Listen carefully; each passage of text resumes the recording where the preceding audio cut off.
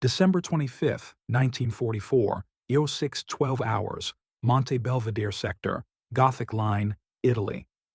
Staff Sergeant Danny Nakamura crouched in the pre-dawn darkness, watching steam rise from a half-carved roast goose on a table inside a German command bunker.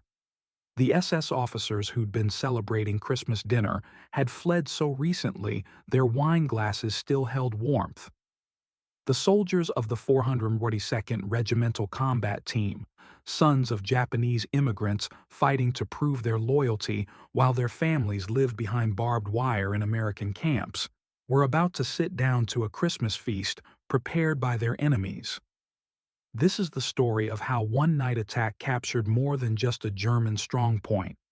It captured the bitter irony of America's most decorated combat unit celebrating Christmas with a meal abandoned by men who'd called them subhuman. If stories of courage and ingenuity move you, please like and subscribe. Every subscription helps us honor the memories of those who served. Daniel Nakamura grew up in Fresno, California, where his family ran a small produce farm. His father had immigrated in 1912, built a business from nothing, taught his sons that hard work and loyalty to America mattered more than the color of your skin or the shape of your eyes. Danny believed him. He played baseball, dated Mary Yamamoto from the neighboring farm, graduated high school in 1940 with plans to attend Fresno State. Then December 7, 1941 happened. Within months, Executive Order 9066 sent his entire family to the Gila River internment camp in Arizona. His father lost everything: the farm, the equipment, 20 years of work. Danny watched his mother cry as soldiers loaded their belongings onto trucks. He watched his father's face turn to stone as MPs searched their house for contraband. He watched America treat them like enemies. But when the Army opened recruitment for Japanese Americans in January 1943, Danny volunteered. Not because America had earned his loyalty, because he needed to prove that loyalty was his to give, not theirs to take away. His father didn't understand. Mary's letters from camp asked if he'd lost his mind, fighting for a country that imprisoned his family. The 402nd Regimental Combat Team formed at Camp Shelby, Mississippi in April 1943.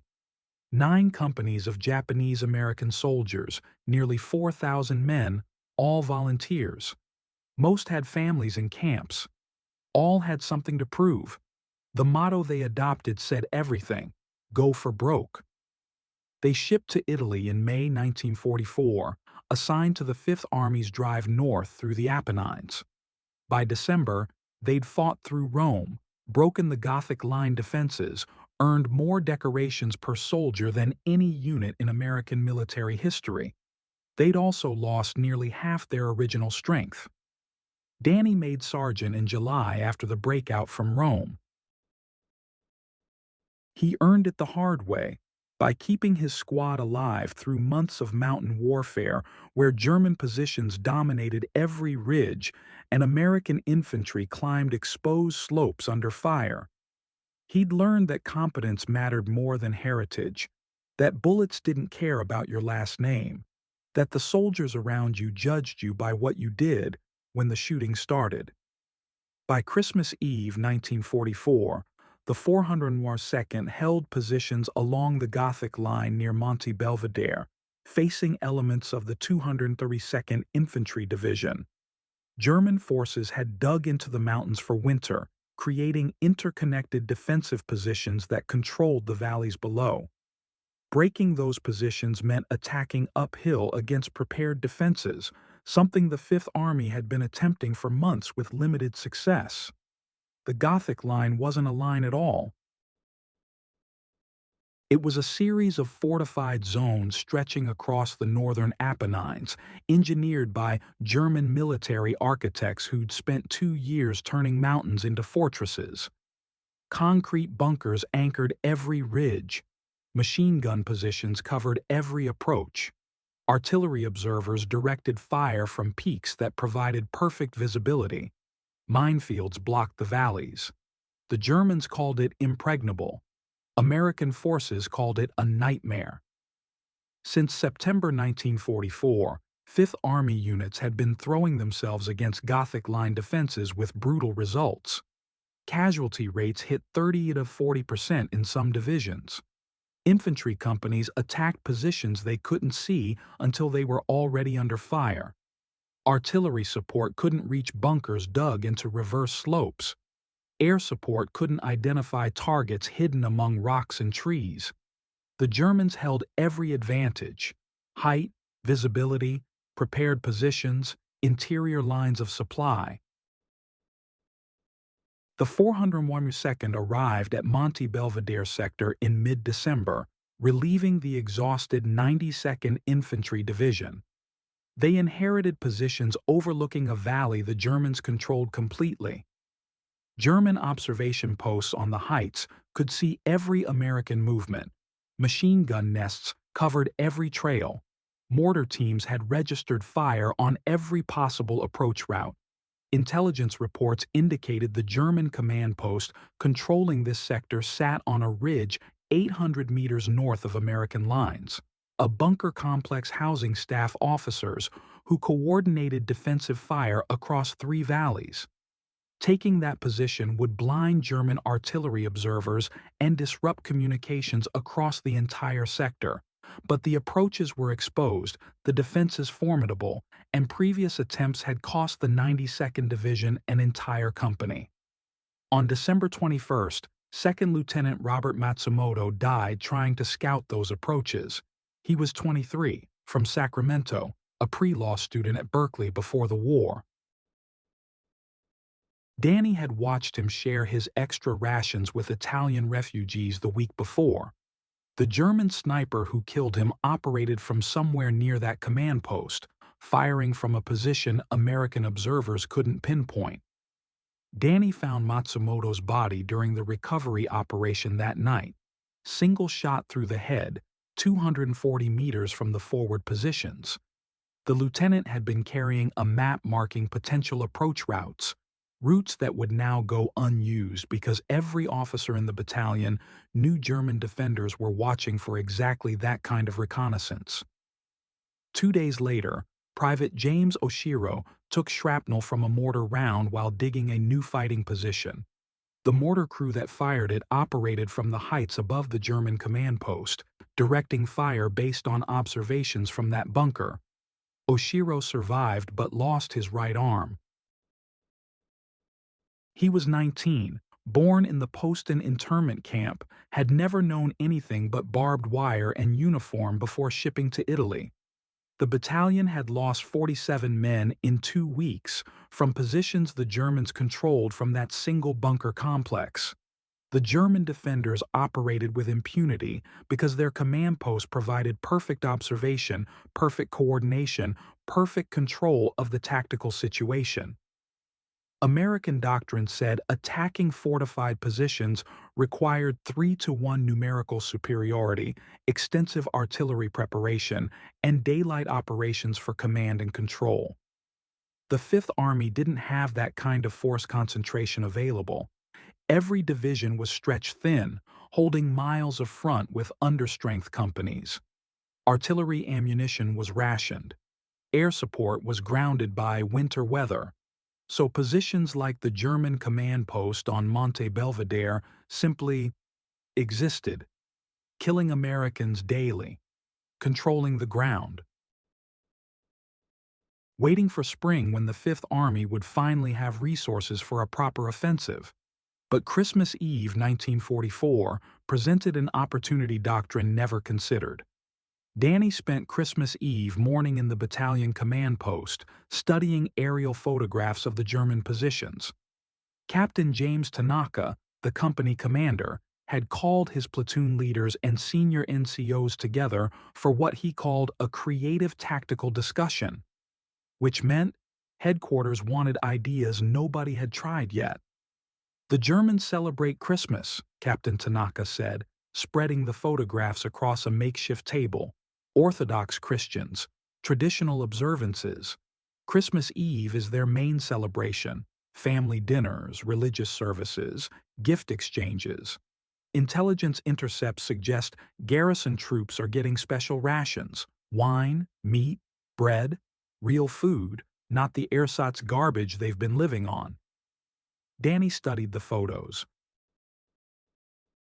The German command post sat on a rocky spur, concrete bunker partially dug into the hillside. 3 machine gun positions covered the approaches. A communication trench connected to secondary positions 50 meters downslope. Barbed wire perimeter. Minefields on the obvious approaches.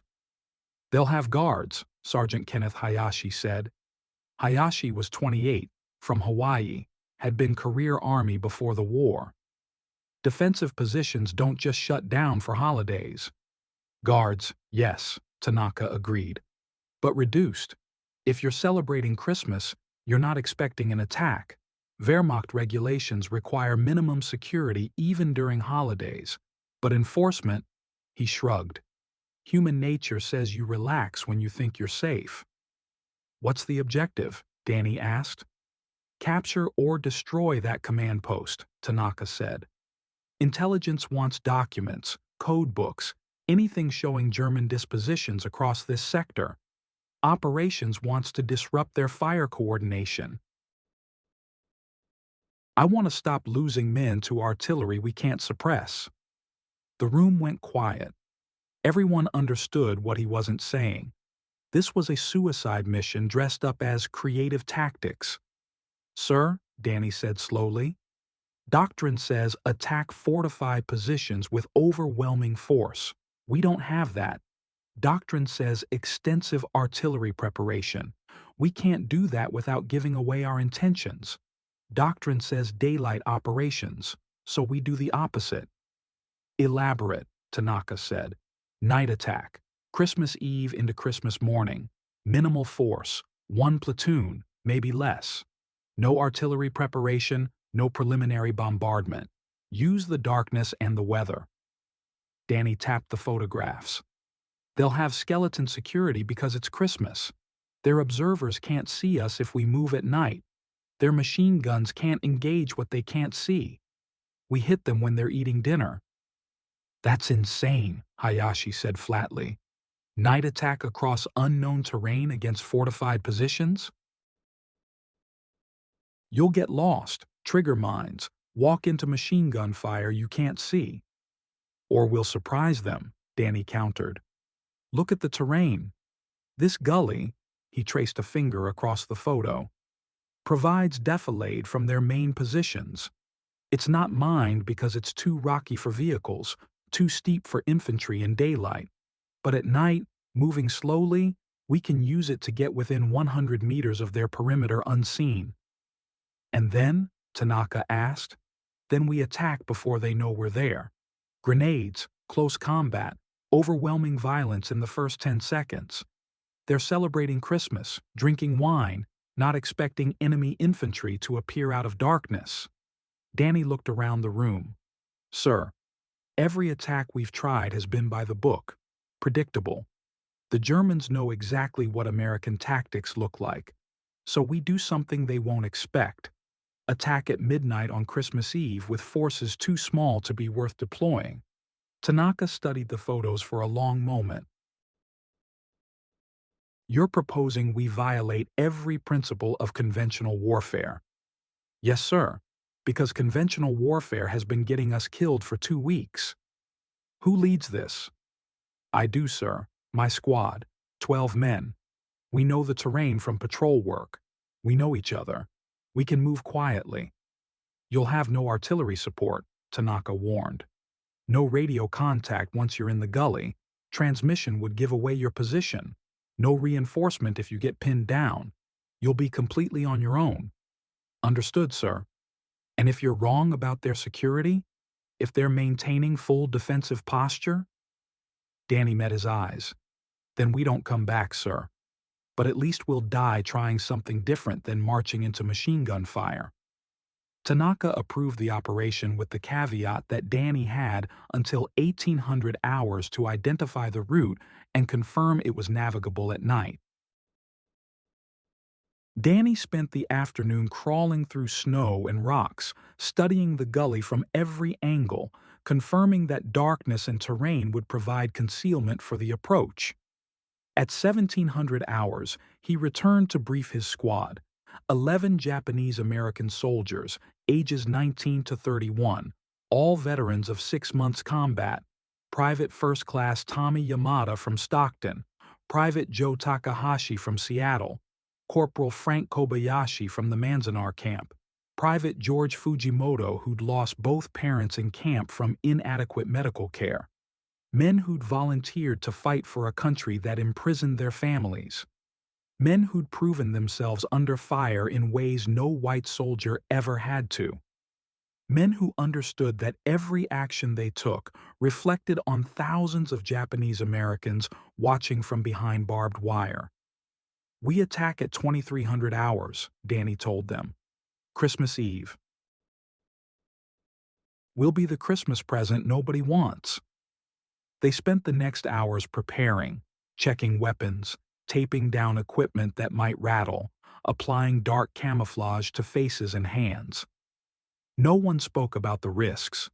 Everyone understood what they were attempting violated every tactical principle they'd been taught, but they also understood that following doctrine had been killing them slowly for 2 weeks. At 22:30 hours, Danny led his squad into the darkness. The gully cut through the mountainside like a scar, steep walls, rocky floor, thick with snow and fallen branches.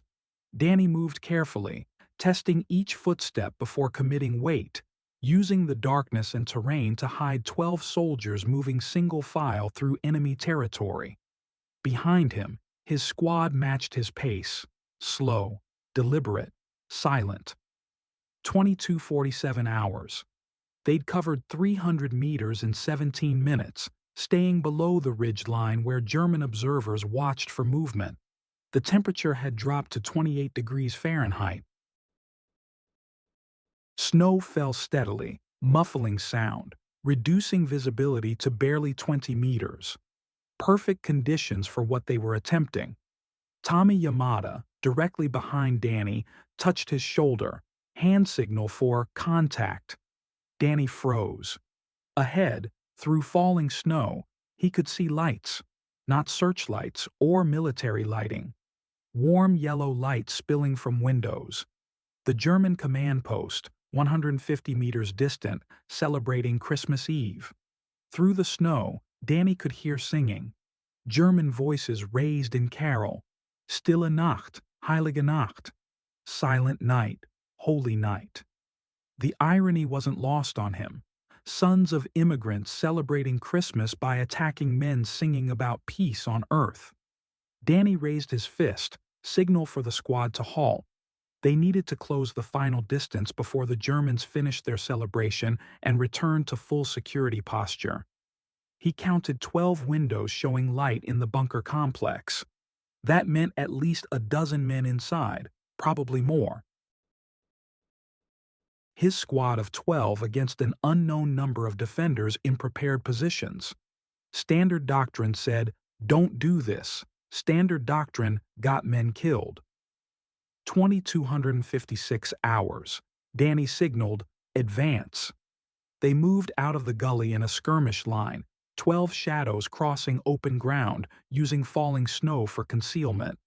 The German perimeter defenses loomed ahead, barbed wire fence, machine gun positions, the concrete bunker with its warm lights and singing soldiers. 100 meters. Danny could see a sentry at the main entrance, rifle slung, smoking a cigarette. The man was watching the valley below, not the approach from the gully. German defensive doctrine assumed attacks came from predictable directions. Tonight, that assumption would cost them. 75 meters. The singing continued. "O Tannenbaum," now. "O Christmas Tree." Danny felt surreal detachment, attacking men who were celebrating Christmas, probably thinking about families back in Germany, probably not expecting to die tonight. 50 meters. The sentry turned away, stamping his feet against the cold. Danny signaled, "Grenades ready." 11 soldiers pulled fragmentation grenades from web gear, pulled pins, held the spoons down. Danny raised his hand, counting down silently. 3, 2, 1, now! They threw simultaneously, 12 grenades arcing through falling snow toward the bunker complex. Danny was already moving before the first explosion, charging across frozen ground, Thompson's submachine gun up, safety off. The grenades detonated in a rolling chain of orange flashes and concussive thunder. Windows shattered. The sentry at the entrance disappeared in fragments. The singing stopped, replaced by screams and shouts in German.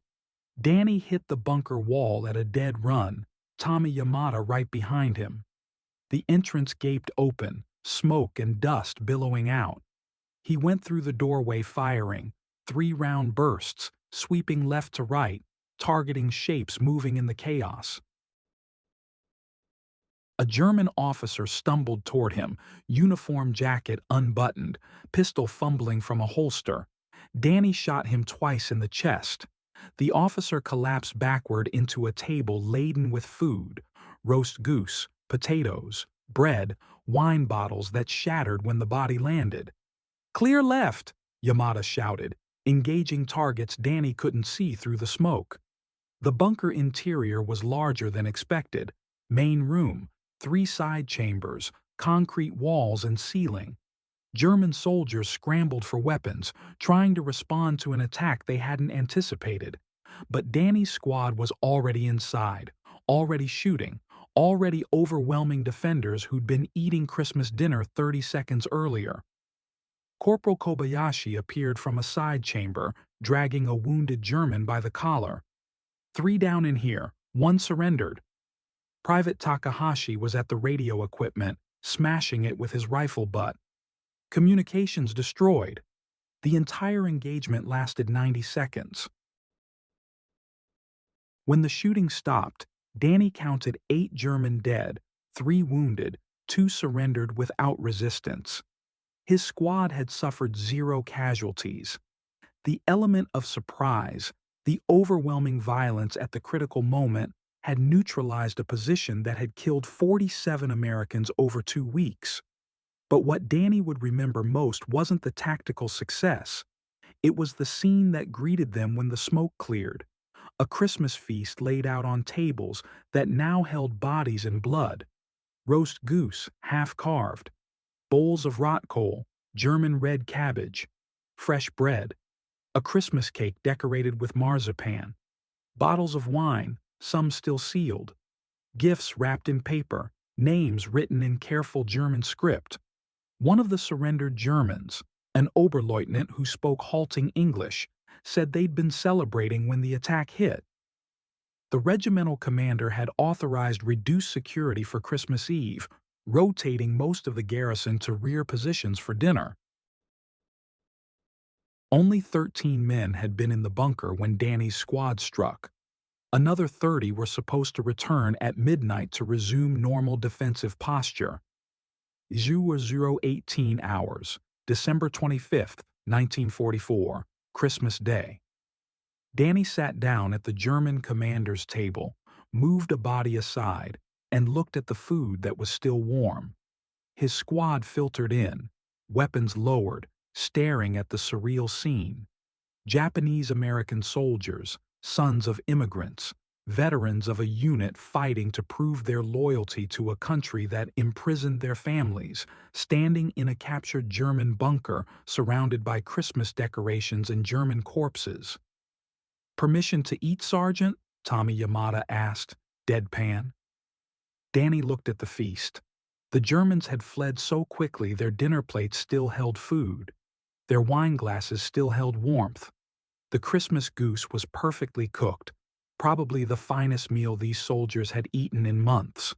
It seemed wasteful to let it go to waste. "Permission granted," Danny said. Merry Christmas, gentlemen. They ate a German Christmas dinner while sitting on German ammunition crates, surrounded by German bodies, in a German bunker they'd captured on Christmas Eve. The irony was so thick you could cut it with the knife they used to carve the goose. Private Fujimoto raised a wine glass, German crystal, probably looted from some Italian family. "To America," he said, "which put our families in camps and sent us to die, proving we're loyal enough to deserve freedom."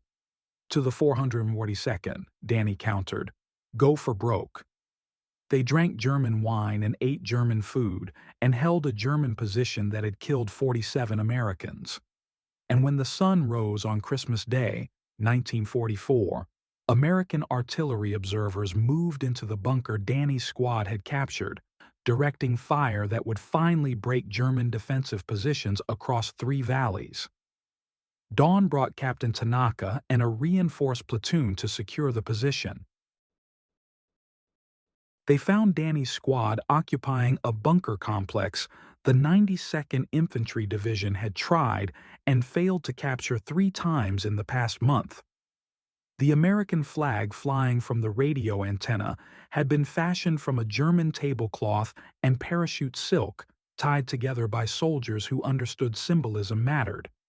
Tanaka surveyed the scene: German bodies and Christmas decorations, American soldiers eating leftover goose, intelligence documents stacked neatly on a table cleared of dinner plates. "Report," he said. "Position secured, sir," Danny said. 0 friendly casualties. 8 enemy killed, 3 wounded, 2 captured. Radio destroyed, documents recovered. Observation post intact and operational. The Germans were celebrating Christmas when we hit them." Tanaka picked up a wine bottle, noted the label, Moselwein, probably requisitioned from Luxembourg. "You ate their Christmas dinner?" "Yes, sir." "Seemed wasteful to let it go to waste." "The intelligence officers are going to love you." Tanaka gestured at the documents. Code books, operational orders, defensive maps showing positions across 6 valleys. "This is the most valuable intelligence capture we've had in months." The intelligence haul from the bunker proved even more significant than expected. The German commander, Hauptmann Klaus Steiner, 202nd Infantry Division, had maintained meticulous records. Defensive positions, artillery batteries, ammunition dumps, supply routes, communications protocols. Everything Fifth Army intelligence needed to plan offensive operations across the entire Gothic Line sector. But the captured documents told another story too. Steiner's personal diary, written in precise German script, detailed the deteriorating situation facing Wehrmacht forces in Italy. Shortages of ammunition, food, winter clothing, declining morale, increasing desertions. A defensive strategy based entirely on holding prepared positions because the Germans lacked forces for counterattacks.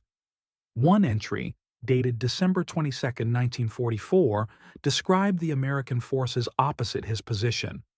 The Japanese-American regiment, ferocious fighters. They attack positions other units avoid. They take casualties that would break normal formations and continue fighting.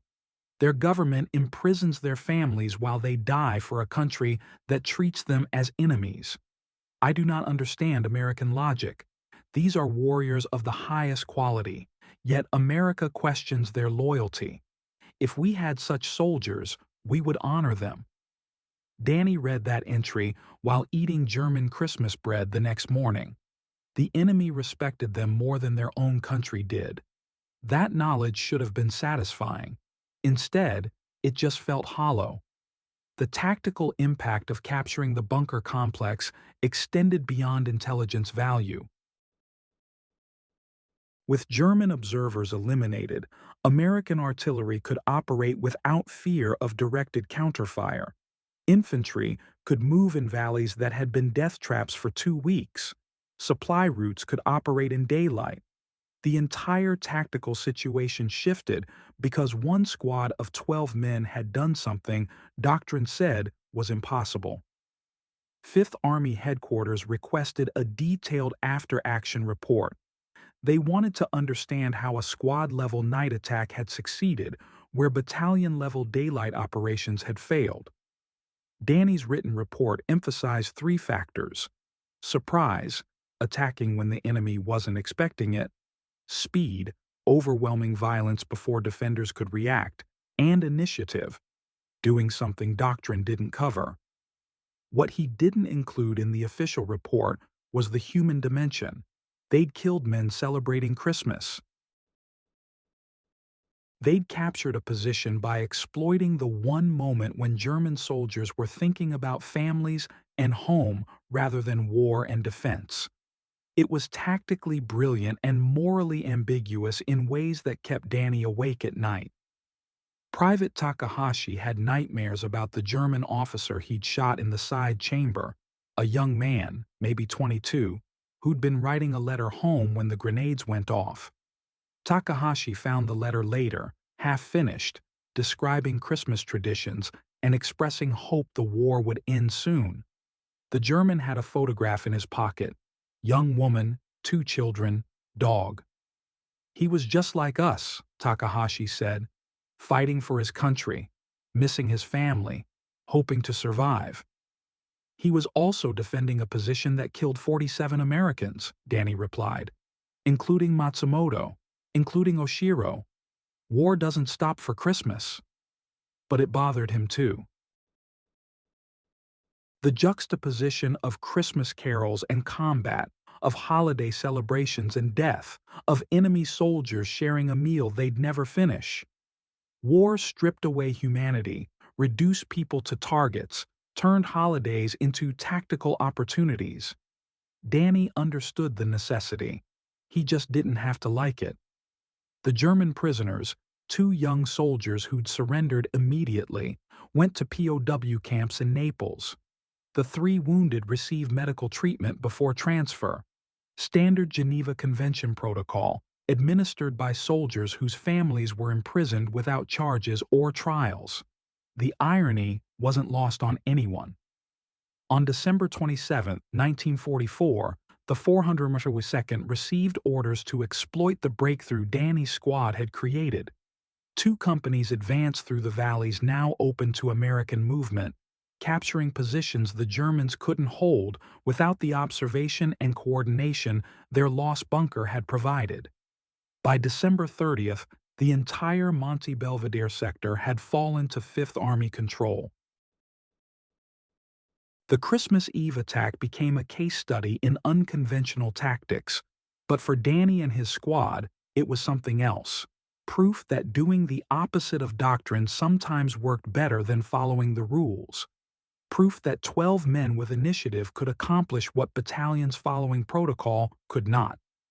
Proof that being underestimated was a tactical advantage, and proof that Japanese-American soldiers fought with competence and courage that America still refused to acknowledge.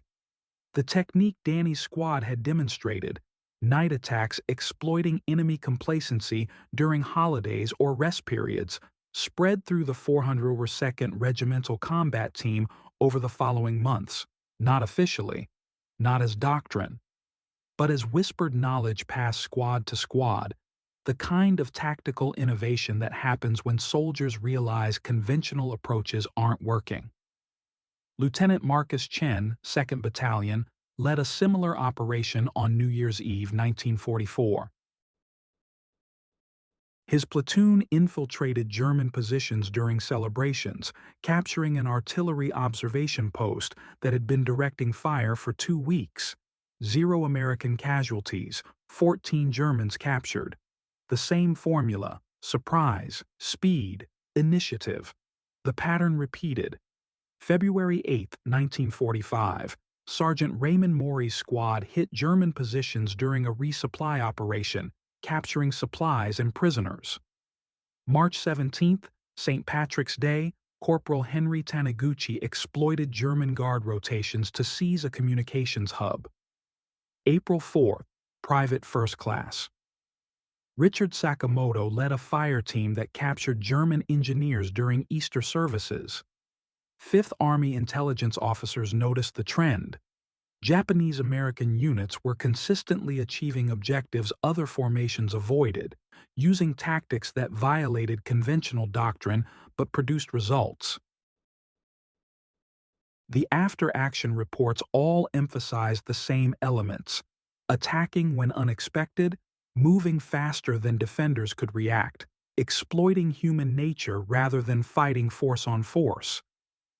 But the success of these tactics revealed something uncomfortable about American military doctrine. The Army taught methodical, predictable operations, artillery preparation, coordinated advances, overwhelming force. It worked. Eventually, at a cost measured in thousands of casualties. What the 402nd demonstrated was that sometimes small unit initiative achieved more than mass force. That sometimes violating doctrine was more effective than following it. That soldiers fighting to prove something fought differently than soldiers just following orders. By spring 1945, the 402nd Regimental Combat Team had earned more decorations than any unit its size in American military history. 21 Medals of Honor, 52 Distinguished Service Crosses, 560 Silver Stars, more than 4,000 Purple Hearts. They'd done it while their families lived behind barbed wire in camps named Manzanar, Poston, Gila River, Tule Lake. The German Army, ironically, recognized their quality before America fully did. Captured intelligence documents from multiple German divisions specifically identified the 442nd as a first-rate combat formation and recommended avoiding engagement when possible. Wehrmacht tactical guidelines warned, Japanese-American troops show exceptional aggression and tactical flexibility. Do not assume they will follow standard American operational patterns. One captured German situation map, dated March 1945, marked 402nd positions with a special notation: Nisei Regiment, elite formation. The German Army considered them elite. America still questioned whether they deserved citizenship. Hauptmann Ernst Weber, operations officer for the 232nd Infantry Division, first encountered evidence of the 432nd's unconventional tactics when reviewing the loss report for Klaus Steiner's command post. A position that had held for 2 months fell to a squad-level night attack on Christmas Eve. The tactical analysis made uncomfortable reading. They attacked when we were most vulnerable, Weber wrote in his operational diary. Not vulnerable in terms of defenses, those remained intact. Vulnerable psychologically. Our soldiers were celebrating Christmas, thinking about families, not expecting combat. The attack exploited human nature, not tactical weakness. This is dangerous thinking. Weber's concern wasn't about the immediate tactical situation. German forces were retreating across Italy by early 1945, outmatched and undersupplied. The concern was doctrinal. If American forces started thinking creatively, started exploiting psychological vulnerabilities rather than just attacking with overwhelming force, German defensive doctrine would become obsolete. Traditional Wehrmacht defensive strategy assumed American attacks would be methodical, predictable, by the book. Artillery preparation that telegraphed intentions. Daylight operations that provided visibility for observation and fire. Frontal assaults against prepared positions. German defenders could plan for that, prepare counters, trade space for time while inflicting maximum casualties. But night attacks without preparation? Exploiting holidays and rest periods? Small unit operations that achieve strategic objectives? That wasn't in the American playbook, except when the 402nd was involved. German intelligence identified the pattern by February 1945. A classified bulletin distributed to division-level commands warned, Japanese-American Regiment demonstrates tactical flexibility exceeding normal American formations. Recommend enhanced security during rest periods, heightened alertness during traditional non-combat periods, holidays, shift changes, and immediate response protocols for night infiltration. The bulletin concluded with an assessment that would have infuriated American commanders who'd questioned the loyalty of Japanese-American soldiers. These troops display initiative and aggression characteristic of elite formations. They should be regarded as equivalent to American Ranger battalions or British commando units in terms of threat assessment. By March 1945, German defensive positions facing the 442nd maintained full security even during holidays. The cost in morale was significant.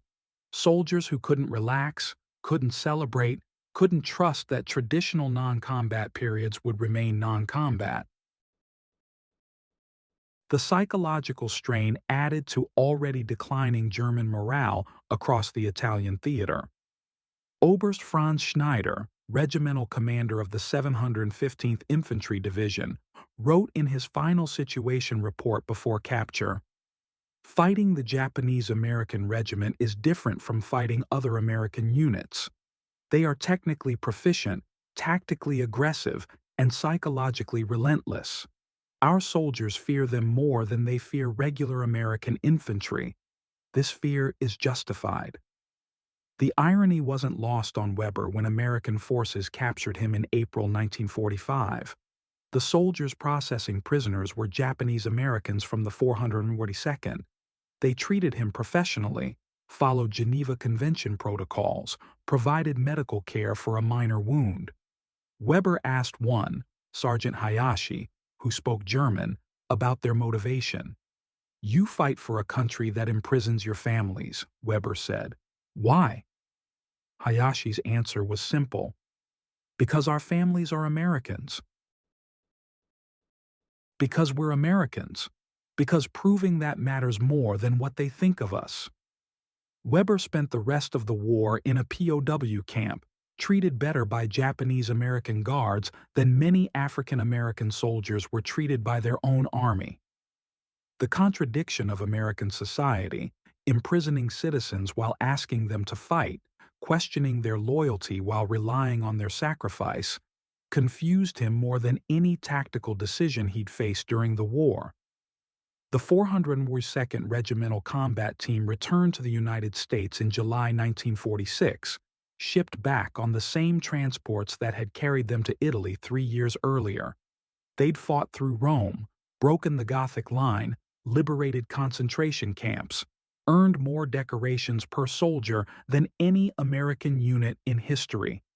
They'd proven loyalty nobody should have had to prove, demonstrated courage nobody should have had to demonstrate, died for rights they still hadn't fully received. Danny Nakamura arrived at San Francisco on July 15, 1946. He'd served 30 months overseas, earned a Silver Star for the Christmas Eve operation, been promoted to Staff Sergeant, led his squad through 14 major engagements. He'd lost 7 men killed, 13 wounded. He'd captured more German prisoners than he could count. He'd eaten a Christmas dinner prepared by enemies who'd respected him more than his own government did. The reception at the pier was modest. No parade, no celebration. Just families waiting to reclaim sons who'd volunteered to fight for a country that had imprisoned them. Danny's father was there, thinner than Danny remembered, looking older than his years. His mother cried. Mary Yamamoto, who'd written him letters for 3 years, was wearing an engagement ring someone else had given her. "The farm's gone," his father said quietly. "Sold for back taxes while we were in camp. Everything we built, gone." Danny didn't know what to say. He'd fought for 4 years to protect American freedom while America confiscated his family's property. He'd risked his life to prove loyalty to a country that had never trusted him. He'd watched friends die defending democracy that didn't extend to people who looked like him. Was it worth it? his father asked. Danny thought about Matsumoto, who died scouting German positions, about Oshiro, who'd lost his arm to German artillery, about the 11 soldiers who'd followed him into darkness on Christmas Eve, trusting him to lead them into a situation doctrine said was suicidal, about the decorations and commendations that didn't change the fact that Japanese Americans still faced discrimination, still weren't fully accepted, still had to prove themselves in ways white soldiers never did. "I don't know, Dad," Danny admitted. "I honestly don't know." He took a job at a produce warehouse in Fresno, manual labor, minimum wage, working for the company that had bought his family's farm. He didn't talk about the war, didn't mention the silver star in a box under his bed, didn't explain to coworkers why his hands sometimes shook or why loud noises made him flinch. In 1948, the Supreme Court ruled that the internment camps had been constitutional. In 1952, the McCarran-Walter Act finally allowed Japanese immigrants to become naturalized citizens. His father, after 40 years in America, could finally become an American in law as well as loyalty. In 1988, 43 years after the war ended, Congress apologized for the internment and provided $20,000 compensation per survivor. Danny received his check in 1990. $20,000 for 3 years of imprisonment without charges. Less than $20 per day. He donated it to the Japanese American Citizens League, funding scholarships for students studying history. Maybe future generations would learn from mistakes past generations had made. The 402nd Regimental Combat Team received a Presidential Unit Citation in 1946. They received another in 2000, when President Clinton upgraded 21 Distinguished Service Crosses to Medals of Honor. The unit's motto, "Go for Broke," became synonymous with courage and sacrifice. But what Danny remembered most wasn't the decorations or citations or belated recognition. It was Christmas Day 1944, eating German goose in a captured bunker, surrounded by soldiers who'd proven loyalty nobody should have doubted. They'd done something impossible because nobody had told them it couldn't be done. They'd attacked when unexpected because following doctrine had been getting them killed.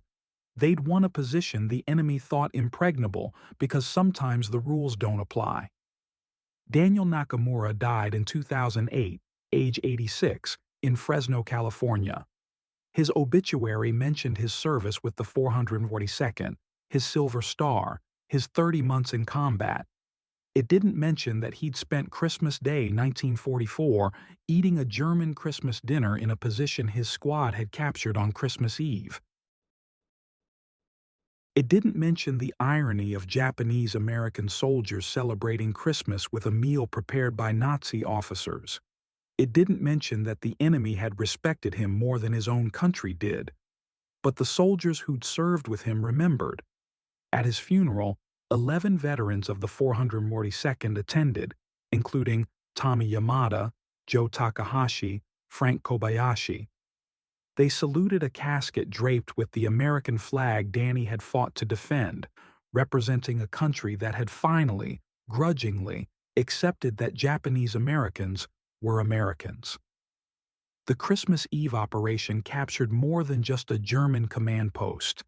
It captured the contradiction of American society in 1944, a country that imprisoned citizens based on ancestry while asking those same citizens to fight and die, proving loyalty that should never have been questioned. 12 soldiers attacked a fortified position on Christmas Eve.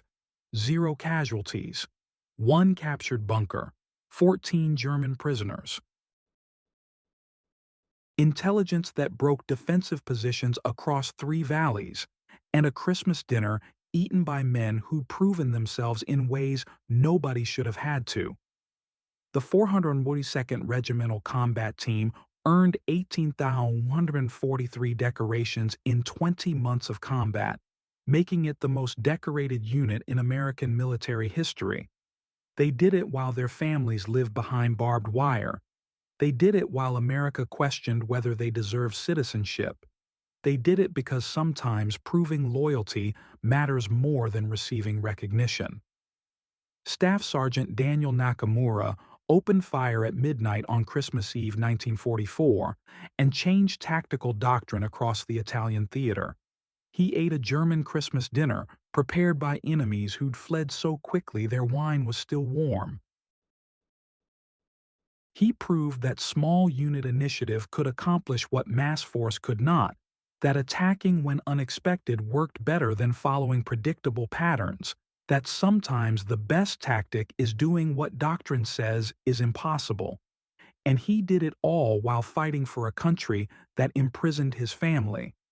If this story moved you, remember that thousands of Japanese Americans served with distinction while their families lived in camps. Remember that loyalty shouldn't require proof, that citizenship shouldn't require sacrifice, that human rights shouldn't depend on heritage. Remember that the 472nd fought for an America that didn't fully exist yet, an America where all citizens were equal, where justice was blind to ancestry, where freedom applied to everyone. The German Christmas dinner on December 25, 1944 was still warm when Danny's squad sat down to eat it. The irony was thick enough to cut with the knife they used to carve the goose. And somewhere in that irony lies a truth about courage, sacrifice, and the cost of proving loyalty to a country that should have never questioned it.